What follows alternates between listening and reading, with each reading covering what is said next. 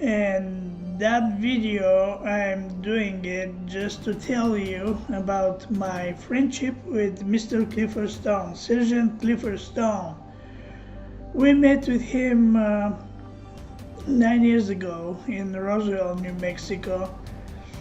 Well, what is my story about that? I was in Roswell, in the main street, and I went to the bookstore to see what I have. And then in this bookshelf, I saw one of his book, and then I decided to buy it. And then I went to pay for this book. And the lady from the store, she said the author will be here tomorrow and you're going to sign the books. And I said, I'm sorry, but I'm just passing Roswell. I came back after a few days. She says, okay, you can leave your name and he will give you a autograph. I said, okay. So when I back in Roswell, I went back to take my book.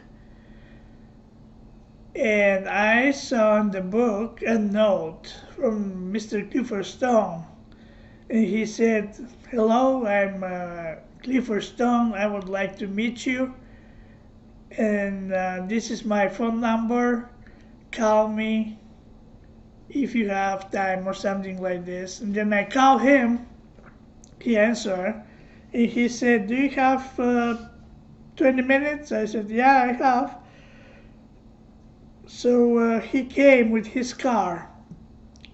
We met in the parking lot of UFO Museum in Roswell, and shaking hands.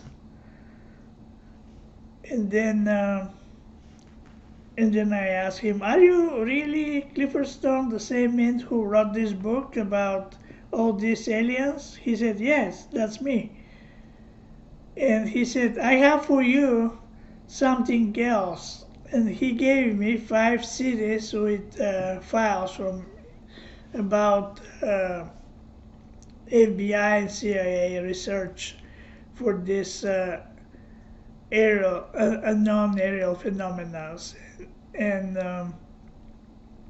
reports, something like this, and for some military projects.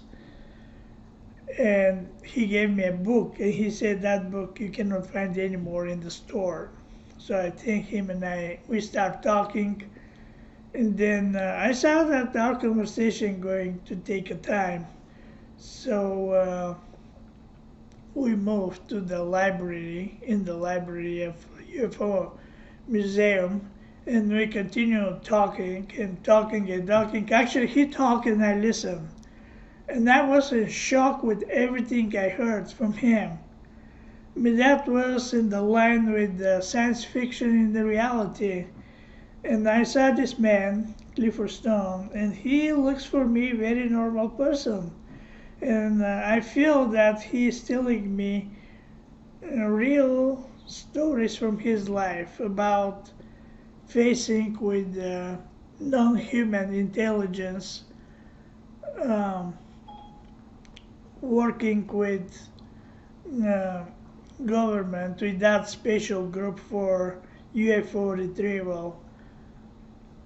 That was amazing. Believe or not, maybe for next week, for whole week, everything I heard from him still was in my mind, and I still thinking about this. Is that real, really? I mean, sounds real, but it's unbelievable. And then since then, that happened actually 9 years ago. Since then, we very good friends. We meet time to time. Anytime when I'm passing by Roswell, New Mexico, I met him and I meeting with him and we talking. He's talking with me. He's showing me a lot of documents. He gave me a lot of documents, which is not anymore top secret documents. And my meeting with him is discovering for me completely new world. about these ETs, why they coming here, what they're looking for, where they coming from. So I record Clifford for maybe, I don't know, maybe 10 hours, something. I have recording of him. And now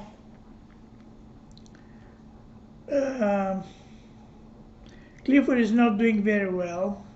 He's alive, but he's not doing very well. He's fighting with a lot of illnesses, with pain. Pain is coming from different kind of illnesses he has. And someone placed information that he's dead. And he's not dead. He's alive. I was with him last weekend. I was there Saturday and Sunday, and he's very alive. He's not dead. And he's very disappointed with the people who wanted for him to die or to be dead. But he's alive, and he make a statement, and I have for you that statement. And I'm, before to play his audio, I want to say that Clifford, I feel Clifford like more afraid. I feel him like my family. And when I create the YouTube channel, UFO Disclosure Bulgaria, and this face group, in with the same name, UFO Disclosure Bulgaria, I asked him, would you be okay if you will be the face of UFO Disclosure Bulgaria? And he said yes. I would like to be a face of your channel and your Facebook page. I'm very thankful for my friendship with Clifford. We're very close. We're very close. We share each other, even stuff which is stuff from the life. And yeah, I don't want to talk anymore. So enjoy what he's going to say now for you.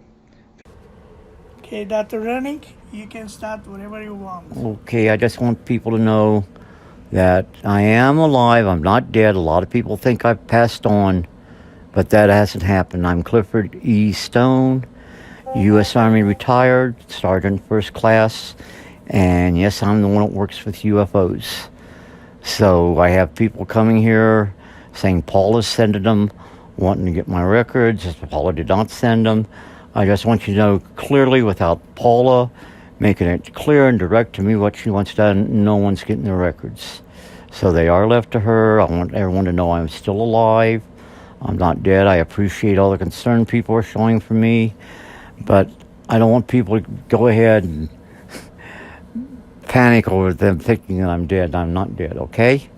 When I die, I'll come back and let everyone know, okay? God bless. Take care. You'll be back and you'll say, absolutely. Hey, I'm still here. I'm back. Hey, every morning I get up, I look in the mirror and see if I'm still alive. So as long as I see a reflection coming back at me, we're doing good. Do you have something you never say about your encounters with extraterrestrials? My what? Do you have something you never share publicly about your encounters with extraterrestrials or corona or... Yeah, but I mean, that's going to take a whole book to fill. The whole situation is what I want people to understand. When you start having contact with our extraterrestrials here, and they have chosen you to follow you, to learn more about your species and life on this planet, it's not an accident. They went through a process choosing you. And I want people to understand that a little better, because they think it's just haphazard. I was out there picking dillies, and all of a sudden this little guy showed up, and we became the best of buds, and we lived out through their own end. It's not that way at all. They keep a record of what's going on with you. They'll come back. They'll ask you questions and explain this. Like when I killed that little bird when I was, 6, 7 years old, I'd already started to have the interaction with the young children that other people couldn't see. I was well aware of, having imaginary friends, but these were not imaginary. They were real.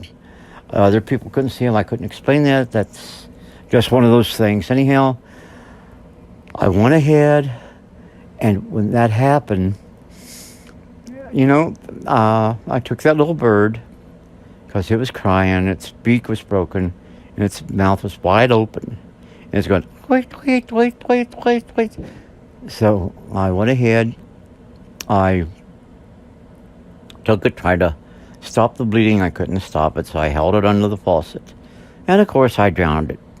And I thought, oh, I killed this poor little bird. That was like taking a life to me.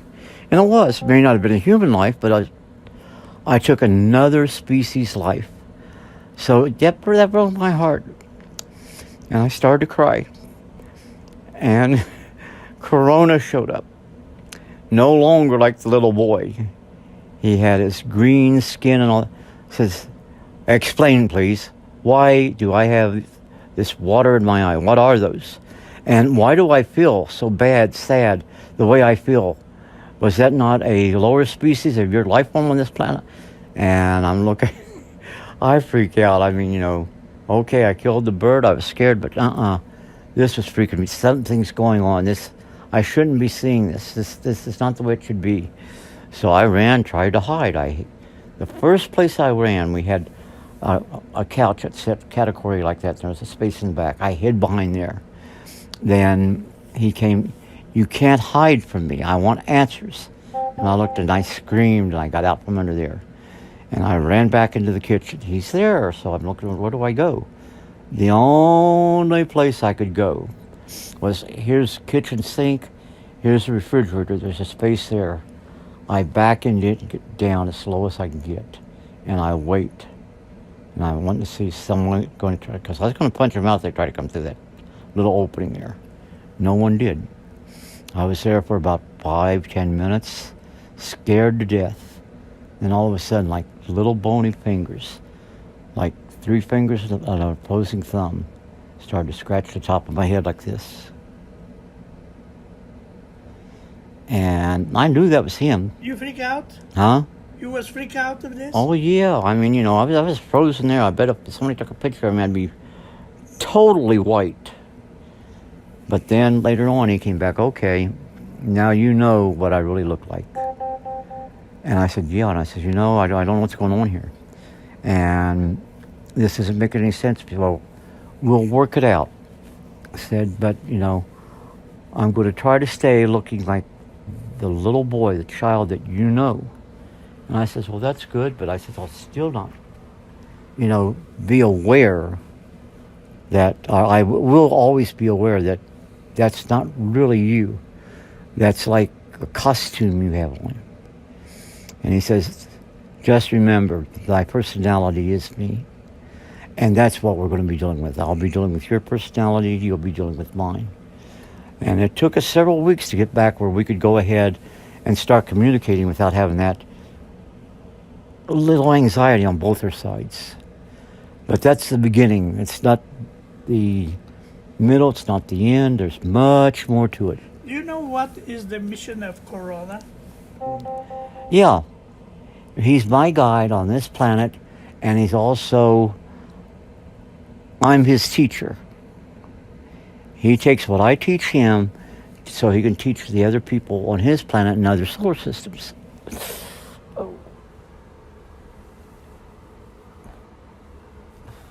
And see, that's what's hard for people to understand. And I've told it over and over and over and over and over, but people still aren't getting it. Do you want to stop? Yeah. Okay. I'm starting to get up. We live in the world when everything is changed very quickly. We live a new paradigm. We're not alone. We never been alone. We have star friends who been visiting this planet for many thousand years. Some of them, they live here. They choose our planet also to be them home. Also, we've been visited from different kinds, intelligent beings from different worlds, from different dimensions. Many people in this planet, they already have a contact with the visitors. And we share information. We knew more each other about our culture, about they learn, they're very curious for us. They're not threat about for us, for our planet. They're peaceful. Let's make the contact. Let's lifting our conscious and be more aware. Thank you for watching, and please help us to share that video and the channel UFO Disclosure Bulgaria with much more people to be able to see and to start thinking. Thank you again.